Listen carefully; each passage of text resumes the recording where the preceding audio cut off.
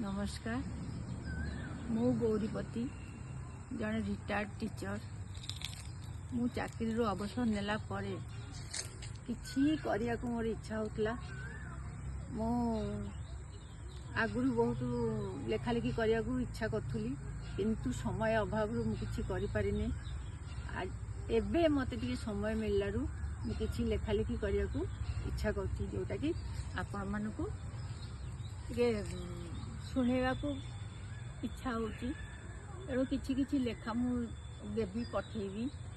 आउ गोटे भी कथा आज मो स्वामीकर पुण्यतिथि तेणु कि मु लेखा को चाहिए लिखिली एवं आपण मान सामने मु ये करुच्ची। आपण चैनल टी कवि और कविता मु उद्देश्य उत्सर्ग करछि। चतुर्थ श्राद्धवार्षिक चाहू चाहू कटिगला 4टी वर्ष।